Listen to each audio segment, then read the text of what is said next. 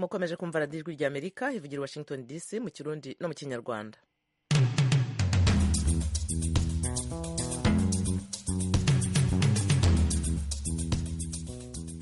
inshuti zacu mwiriwe neza, ni Eugenie Mukankusi wongeye kubasuhuza kandi mbaye ikaze mu makuru yacu yo muri uyu mwanya. radiyo ijwi ry'amerika iravugira ku mirongo migufi kuri metero 19 na metero 22 mu Burundi. Mu Rwanda turi kuri FM 104 n'ibice bitatu. Perezida w'u Burundi aravuga ko ashobora gukora inoti nshya kugira ngo abibye amafaranga y'igihugu abahombere. Gufata amahera ya berube yose bakayakurayo bakayatwara bagaca banyegeje, reka nze ndabereke ko ijya noti atari rwayo. Umunsi mwosanga ibihumbi 10 isigaye isa n'urwatsi rutoto, uzoraba ko iryo uzosubira kuyijana ahantu na hamwe, niho uzomenya ko ajya amahera atari rwayo ari ay'igihugu. Uyu ni perezida w'u Burundi Evariste Ndayishimiye. Leta y'u Rwanda yafashe icyemezo ko nta bagiro na rimwe ryo mu gihugu rizongera kujya riha abacuruza inyama zitamaze amasaha 28 muri firigo nyuma yo kubagwa. Uburusiya bwarasheza misile mu mujyi wa Kramatorsk mu burasirazuba bwa Ukraine zahitanye umuntu umwe zikomeretsa abandi batatu. Amakuru arambuye ni mu kanya gato.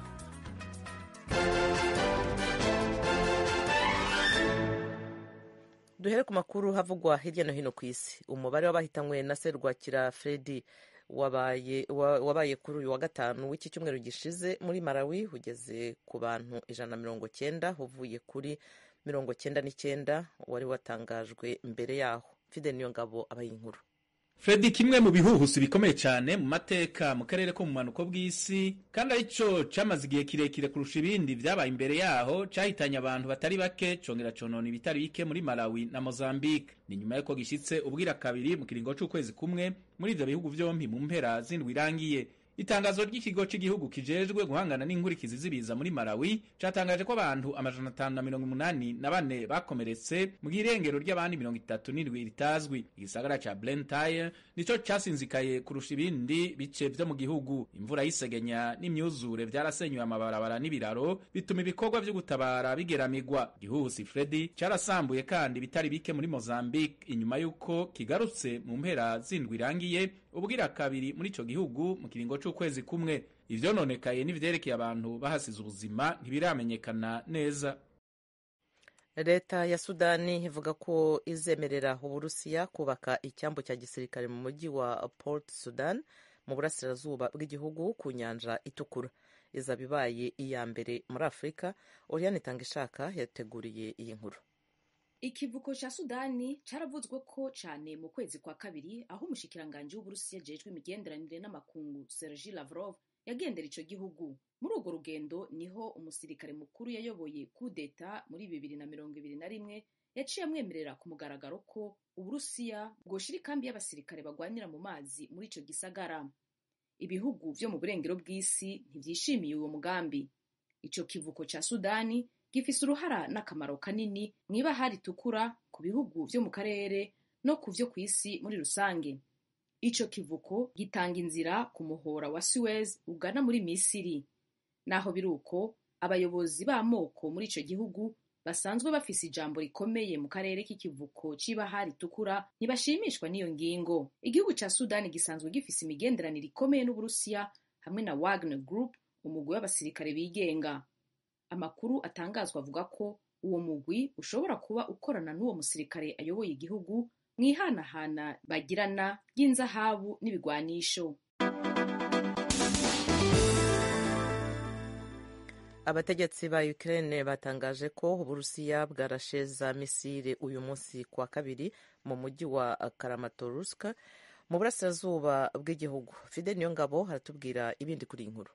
Perezida wa Ukraine Volodymyr Zelensky mu butumwa kuri Telegram yatangaje ko misile yarashwe hagati mu gisagara ca Kramatorsk yasambuye inyubako z'amagorofa zitandatu. Umuntu umwe yahasize ubuzima, abandi batatu barakomereka. Zelensky yamenyesheje ko ubwicanyi Uburusiya bubandanya gukora butegerezwa guhanwa. Ico gitero kibaye mu gihe Uburusiya buvuga ko Ukraine yanse kuja mu biganiro vy'amahoro. Umuvugizi wa perezida w'Uburusiya Dmitry Peskov yabwiye abamenyeshamakuru ko inzira yonyene Uburusiya bufise muri Ukraine ari ya gisirikare kubera inyifato ya Ukraine muri iki gihe. Peskov yatangaje ko Uburusiya butegerezwa gushika ku migambi bwishinze. Perezida wa Ukraine Volodymyr Zelensky yagumye avuga ko bazokwiyumvira ibiganiro vy'amahoro igihe inteko zose z'Uburusiya zizoba zavuye mu gihugu ciwe. Ku munsi wa mbere Uburusiya bwaratangaje ko bwiteguriye kurekurira iyongerezwa ry'ikiringo c'amasezerano aha Ukraine uburenganzira bwo gushorera hanze ingano n'izindi ntete. Ayo masezerano yarafashije kugabanya ibiciro vy'ibifungurwa ku isi, yamara vyabaye mu kiringo c'imisi 60 gusa. Ayo masezerano yahagarikiwe n'ishirahamwe mpuzamakungu ONU na Turkiya mu kwezi kw'indwi mu mwaka urangiye. Ikiringo c'ayo masezerano carongerejwe imisi 120 mu kwezi kw'icumi mu mwaka urangiye. Vyari bitegekanijwe ko ico kiringo kirangira ku munsi wa gatandatu w'indwi irangiye.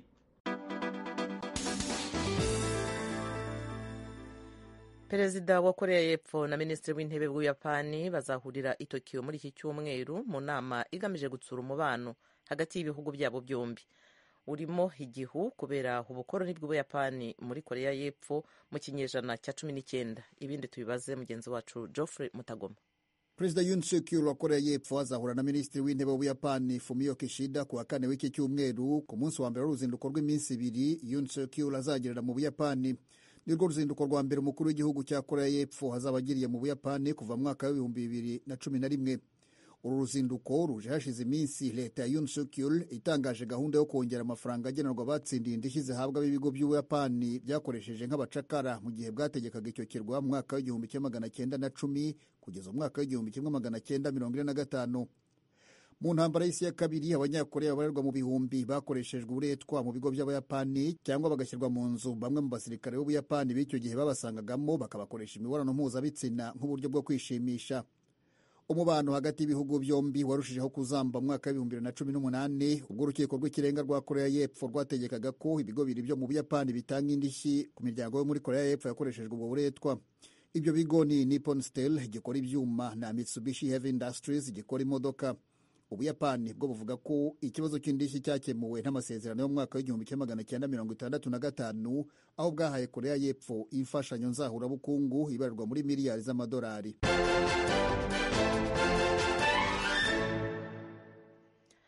Urakoze Geoffrey Mutagoma, Oriane Tangishaka na Fidel Niyongabo kuri aya makuru yo hirya no hino ku isi mutugejejeho. Ni kuri radio Ijwi ry'Amerika ivugira Washington DC mu Kirundi no mu Kinyarwanda. Turi no kuri YouTube na Facebook VOA radio yacu. Mu kanya gato cyane turajya ku makuru y'ibiyaga bigari bya Afurika.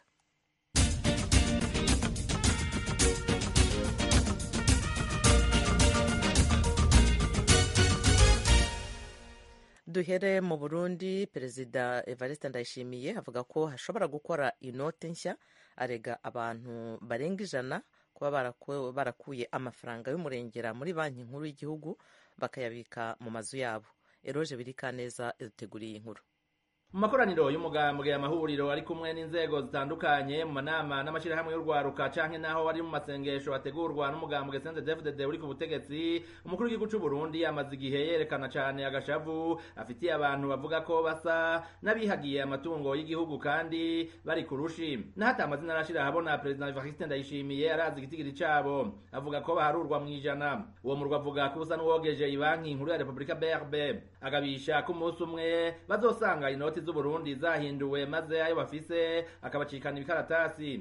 Yabigarutse ko mu masengesho aheruka gutunganywa n'inama nshingamateka na nkenguzamateka. Yari abajana hitwa ku matubita bose bagapfa. Hanyuma Burundi bugakira nuko ntari ingozi iki. Kubera gusibihera abantu bagiye bakavagura ahantu badashikaniza. Barabirunda mu nzi wabo. Mose mwasanze ibyo bihera nabigize ibipapuro niho muzovyemera. Ibyo bihera mwitwaza nzabigira ibipapuro. Yajane muri banki ya Kirikare baje. Yajane mu banki kare. Kuko muzi ni saha ntawo muzi. Hariho bavuga ngo barafise amantene ngo muri BRB ngo baza barabibira akabanga. Uwo musi uzokoroka nk'igisuma. Wagiye ku isoko uzotaha muhira usagira ihera n'ibipapuro. Canke ngira umusako. Gufata amahera ya BRB yose bakayakurayo bakayatwara bagaca banyegeze. Reka nze ndabereke ko ijana atari gwaye. Umunsi mwosaga ibihumbi 10 isigaye isa n'urwatsi rutoto. Nzoraba ko iryo uzosubira kwijana ahantu na hamwe. Niho uzomenya ko ajya amahera atari gwaye ari igihugu. Kubwa Perezida Neva abo bantu nibo batuma ifaranga ry'u Burundi ritakaza agaciro kandi n'ibintu bigakomeza kuyangara mu Burundi. Amuriko marabikina hariho igihugu nzi ugiye gufata bisi utwara umufuko w'amahera ntibanaharuwe kuko barazi ko naho wokora mu inoti nka 10 kazitwara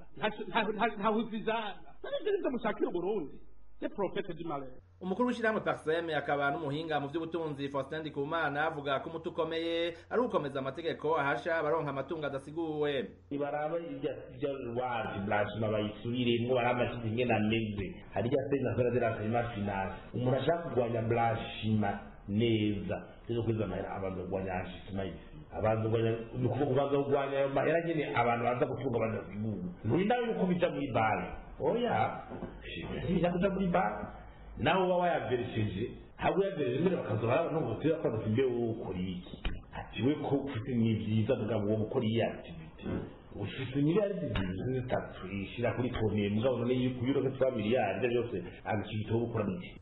Gabriel Rufyiri yatwashyirahamwe Oricome nawe asanga hadafashwe ingingo zituma Burundi buronka amahera y'agaciro atakazoyagwa n'ubundi. Ibiterwa njabukamazi birimo mu kibazo gikomeye cyane ahadufatiye ku ikawa tukaja ku ipampa urazi ko na Kojeriko yoyo yamaze guhomba gatembagara kagirire tukaja ku icayi usanga ibintu byinshi umengo leta yarabihevye kandi yagomba kubiziba ikawa uduze rugurura urashobora kwifata ku munwa kuko ubu nizo barimamwe ibitoki barimamwe ibiharage barimamwe ibintu byose urumva biragoye ikindi naco kivamwe amafaranga y'agaciro Burundi busashanya n'amakungu la coopération développement navyone murabona ko bitifashe neza ibintu bijanye n'abamukera rugendo ibintu bijanye n'abazana imitahe mu gihugu murabona ko biri mu bibazo ivyo byose kugira ngo bishoboke leta igomba gufata ingingo mu bambere. Ivyo kutizera aho bakorana n'ukwanka kwibesha mu mutima President Ndayishimiye yabitanguye kera yemeza ko mu myaka 11 iheze gihe yari umuhanuzi mwishikira mu biro kwa nyakwigendera Nkurunziza yamiriye kure umugambi witiriwe Burundi 2025 mu gifaransa no kuvuga igicapo cy'uko Burundi buzoba bwifashe mu 2025 mu bijanye n'iterambere kuko yabona ababivuga arabahumvyi. Nico gitumwe muri ko muravuga ngo vision ngo 2025 muze mubaze igihe bavuga ngo vision 2025 ni jewe nabyase ndumwe abantu bavuga bati ujya mugabo ntakomeye mu mutwe arashobora kuja kubiri nivyo mukuru w'igihugu yeme hari mu buke na chef de cabinet militaire baravuga ngo bararose ngo sinzira bakatwereka amasanamu ya New York baravuga bwene Burundi buzabumeza mu 2025 reka murarose nye reka abantu barantangariye umuyobozi mwishikira mu biro by'umukuru w'igihugu ajejwe ibibazo by'umutekano havuga nti ivyo muvuze sedolitopi turafise ubutare ahantu heza habereye turisme turafise isi nziza imera akayaga keza klima ini nziza byose turabifise ninde yakubwiye ko bizokwikora ninde yakubwiye ko bizokwikora. Muri kino gihe Burundi buri mu bihe bidasanzwe by'ubutunzi abahinga bemeza ko bufise amahera y'intega bizoza mu madolari muri banki nkuru atarenze 2. President Ndayishimiye aheruka gutangaza ko ibitoro n'amadolari bamusaba atavyiyamurako bamwe bakabifata nk'umwiheburo muri ico gihugu ubidolari sigaye rivunjwa hafi ibihumbi 4 vy'amarundi ibitari bwigere biba muri kahise. Eroje uri kaneza ijuru rya Amerika.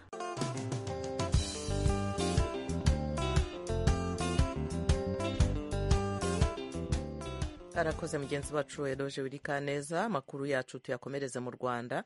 Leta yafashe icyemezo ko nta bagiro na rimwe ryo mu gihugu rizongera kujya riha abacuruza inyama zitamaze amasaha 24 muri frigo nyuma yo kubagwa. Abaguzi bo bavuga ko inyama nziza ari iziva amaraso. Ni inkuru ya mugenzi wacu Asumuta Kaboye.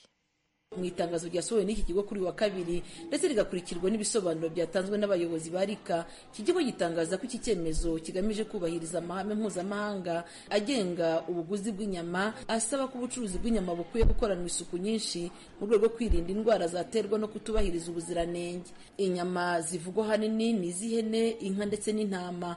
Madamu Mbabazi Antoinette umuyobozi muri rika agaragaza zimwe mu ndwara zizavanwaho no gukonjesha inyama mbere yo kuziteka. Hari n'indwara nk'iyo tumenyereye bita tenia. Ubushakashatsi bugaragaza yuko iyo wakonjesheje ukubahiriza aya mabwiriza aba yavuzwe ndetse ikuraho n'ibyo byago ahubwo byo kuba umuntu yahura n'iyo tenia nayo ikaba ari ikibazo kiba kimenyerewe gikomoka ku nyama. Ni icyemezo cyatunguranye kuko benshi bacyumvise bagaragaje ko amabwiriza ya rika anyuranye n'uko bari basanzwe bazi ko inyama nziza igomba kuba iteye. Inyama y'uwo munsi n'iraye urumva ko itaba ari kimwe. Inyama y'uwo munsi bifite icyanga ariko yaraye muri frigo iba nta cyanga ifite. Inyama zakabaye nziza mu mibiri yacu ni inyama zibagiweho. inyama ziraye muri firigo 90% ntago zitunyura. Izi nyama rwose zo muri firigo bagerageze bajya babaga mu gicuku bazizane bukeye. Ukuzi kuva kera inyama zigeze zijya muri firigo ryari bazitaraga ku rusenge hanyuma bakagenda batoraho nkeya. Mbona ingaruka zimwe mu ndwara dufite z'iki gihe ari inyama zo muri firigo n'ibindi bintu bigiye bifite imvaruganda. Izi mpungenge z'abaguzi bazisangiye n'abantu basanzwe bacuruza inyama. Abakiriya bazaga batubaza inyama zije ako kanya, none ubu ngubu bazaza bagura inyama zaraye z'imiranzi. Ntabwo abakiriya babyishimiye, ntabwo abakiriya bishimira kuba babaha inyama yaraye, ubwo natwe bizaduteza ikibazo hagati n'abakiriya. Inyama z'inka nizo ducuruza twebwe bitewe n'uko bazituzanira, ubwo ducuruza izihari, ariko abari gahunda ya leta ibigezweho tuba tugomba kugendana nayo. Ikigo cy'igihugu gishinzwe ubuhinzi n'ubworozi RAB nacyo cyemeza ko inyama zabanje kujya muri firigo mbere yo gutekwa arizo zitagira ingaruka ku buzima bwa muntu. Umuyobozi mukuru mu kigo cy'igihugu gishinzwe ubuhinzi n'ubworozi ushinzwe ubworozi Dr Ndayisenga Fabrice yabibwira Ijwi rya Amerika. Ibyiza kandi byubahirije ubuziranenge nuko buriya inka yose ibazwe ibasha kunyuzwa mu bukonje byibura amasaha 28 kugira ngo abayiriye babe bari inka rwose inyama zifite ubuziranenge. Kurya inyama n'amaraso igifite amaraso atarayikamukamo mu nyama ntabwo nabyo biba ari byiza, kuko urabona abantu benshi bagiye inka aho ngaho ujyana inyama ntabwo amaraso aba yakavuye mu nyama hose. Tuvuge n'inka wabazi itarwaye ufata inyama zayo zikijejeta amaraso, iyo nka ifite risike iri hejuru kuva aho wayibagiye kuva aho icururizwa mu kugera mu rugo. Izo mpungenge zigaragazwa n'uko hari benshi kugeza ubu cyane cyane mu bice by'icyaro bitaragezwaho umuriro w'amashanyarazi. Ndacyayisenga yemeza ko bitazabuza abacuruzi kubahiriza gahunda za leta. Nta kintu kidashoboka na nyakatsi yaraciwe, ni ukuvuga yuko uko tugenda tubyubahiriza ihame ryo kugira ngo abantu bahirize ubuziranenge bw'inyama zicuruzwa, hagenda harebwa uburyo kuri buri rwego hagenda hubakwa uburyo bwo kugira ngo inyama zikonjeshwe, no kugira mu cyaro aho bashobora kuba babaga inka imwe ikaba yabasha gukonjeshwa mbere y'uko itanzwe iribwe. Murabizi gahunda ya leta ni ugukwirakwiza umuriro hirya no hino mu cyaro, ariko naho bidashoboka gukoresha umuriro hakoreshwa imirasire y'izuba. Kugeza ubu Ndacyayisenga agaragaza ko indwara zaturukaga ku nyama zacurujwe zitatinze muri firigo atari nyinshi, ariko yumvikanisha ko nubwo zaba ari 1% bagomba kuzirwanya. Usibye ikibazo cy'umuriro udahagije hirya no hino mu bice by'icyaro, ikindi kibazo ni icy'imodoka zitwara inyama zabugenewe. Imibare y'urwego rw'igihugu rushinzwe ubugenzuzi bw'ubuziranenge ihiganwa mu bucuruzi no kurengera umuguzi igaragaza ko mu gihugu hose hari imodoka 54 zikonjesha zitwara inyama zamaze kwandikwa no guhabwa ibyangombwa. Ni imodoka zavuzwe n'abikorera ku giti cyabo ziboneka hirya no hino mu gihugu. Asumta Kaboyi, Ijwi rya Amerika, i Kigali.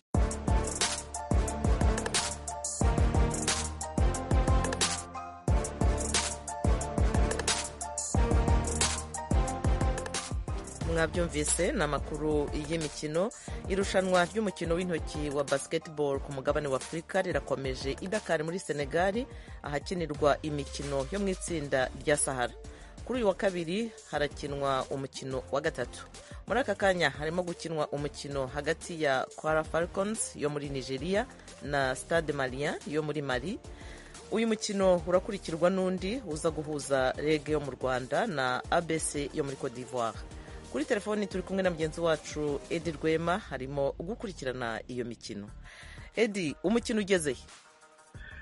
Urakoze cyane Eugenia Mukankusi. Nyuma y'umunsi w'ikiruhuko ejo kuwa mbere, uyu munsi iyi mikino yongeye gukinwa, aho kugeza kuri uyu munota ikipe ya Kwara Falcons yo muri Nigeria iri imbere n'amanota 8-6 ya Stade Malien. Eugenia, nakubwira ko uyu mukino aribwo ugitangira, bakaba bari muri kata ya mbere, kata isigaje iminota hafi 4 kugira ngo irangi. Kugeza ubu rero nk'uko nakubwiraga, iyi Kwara Falcons yo muri Nigeria iri imbere n'amanota 8-6 ya Stade Malien. Aya makipe uko ari abiri, nakubwira ko mu mikino yayo yombi ikina imikino ya mbere yaratsinzwe, kandi aya makipe nanone ni amakipe yongeye kugaruka ku nshuro ya mbere muri iri rushanwa ubwo turi muri sezo ya gatatu. Para Falcons ni ku nshuro ya mbere, Stade Malien ni ku nshuro ya kabiri, ariko muri sezo ya kabiri ni ukuvuga umwaka ushize ntabwo yigeze ikina iyi mikino, ahubwo yakinnye imikino ya mbere. Yego Eddie, muri iri tsinda se urabona ibintu nyine kugeza ubu bihagaze gute uko ubibona? Kugeza ubu ngubu umuntu yavuga ko ibintu byose ntawavuga ko iyi kipe iri imbere cyangwa iyi n'iriya, kuko nibwo imikino igitangira. Turi ku munsi wa kabiri. Kugeza ubu ngubu amakipe yamaze gutsinda imikino yayo ya mbere ni REG yo mu Rwanda, APC yo muri Cote d'Ivoire, US Monastir yo muri Tunisia.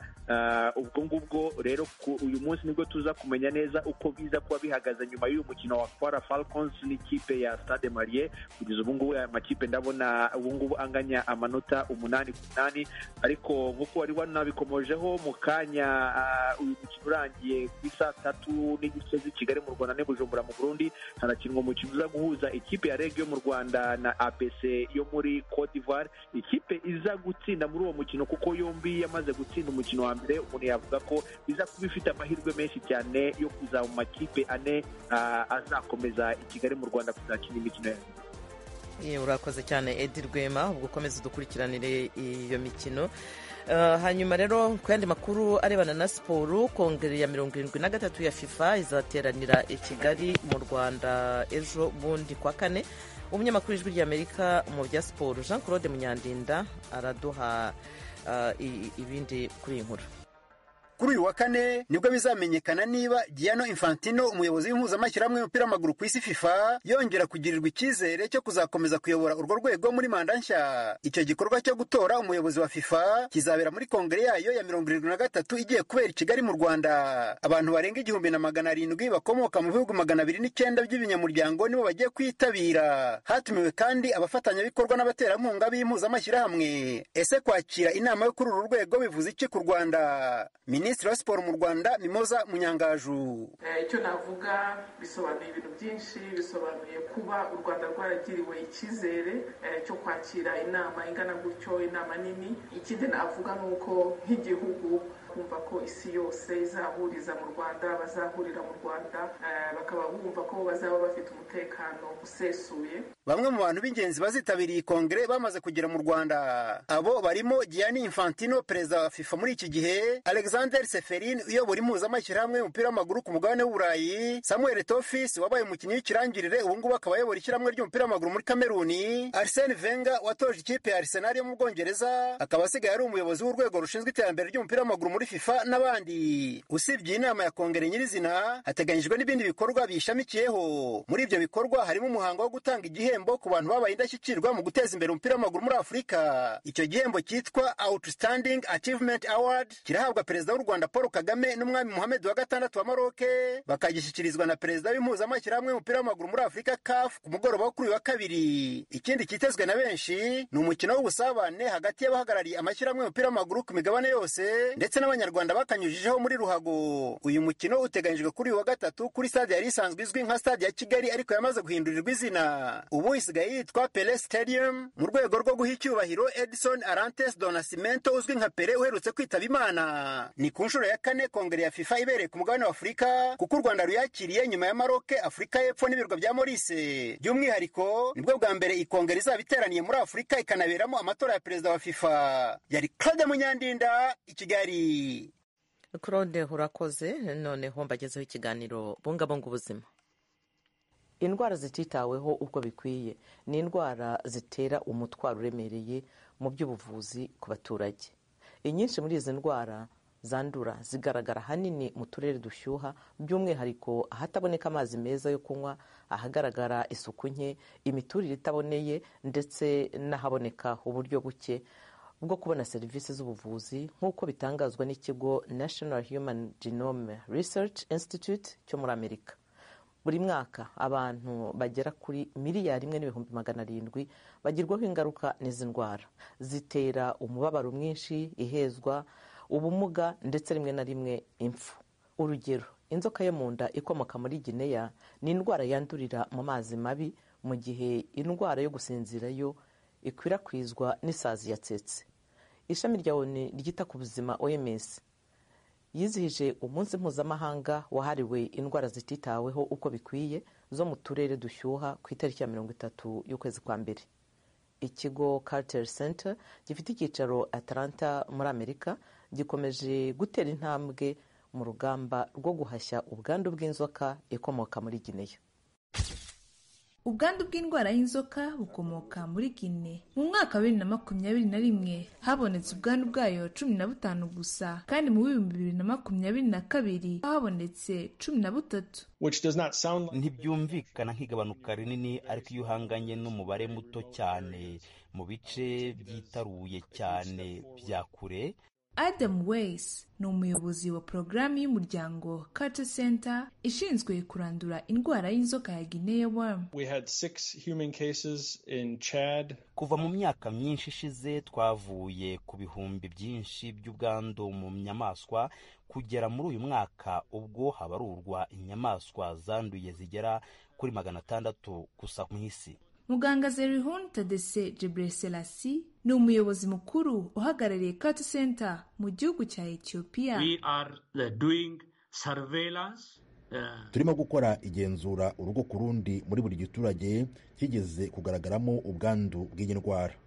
Rero twabonye umuntu umwe kandi twamubonye mbere yuko igaragaza ibimenyetso bivuze ko twakekaga ko ubwo bwaba ari ubwandu bwa Guinea worm.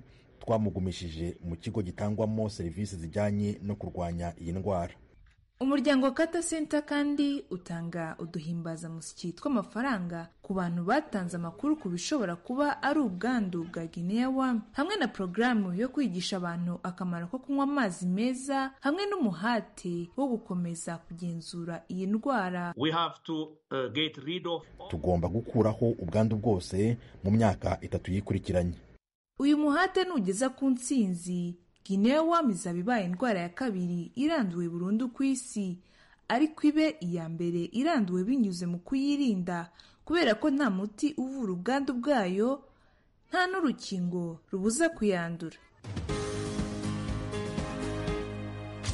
Mu rwego rwo kumenya byinshi ku buryo indwara zititaweho uko bikwiye zivurwa aho dutuye, turakira muganga Elisha Osati ukorera ku bitaro bikuru bya Muhimbili ni mu mujyi wa Dar es Salaam muri Tanzania.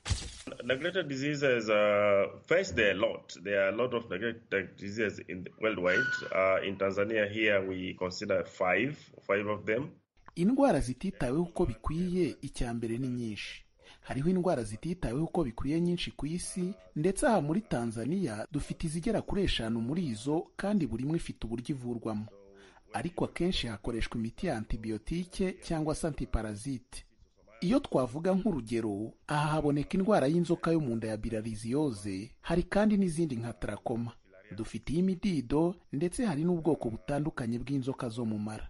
Hari ubukangurambaga bwagutse turimo kandi bugikomeje, bumwe muri bwo buterwa inkunga na USAID ifatanyije na leta ya Tanzania. In collaboration with the Ministry of Health Tanzania, for example, because most of these neglected diseases. Nyinshi muri izi ndwara zititaweho uko bikwiye ziterwa n'isuku nke, inyinshi ziterwa n'inzoka ziba hadukikije, izindi nazo zigakwirakwizwa biciye mu kanwa cyangwa mu mwanda witumwe. Urugero nka trachoma, isazi nizo ziyikwirakwiza aho zitera amagi mu butaka bwitumweho uwo mwanda.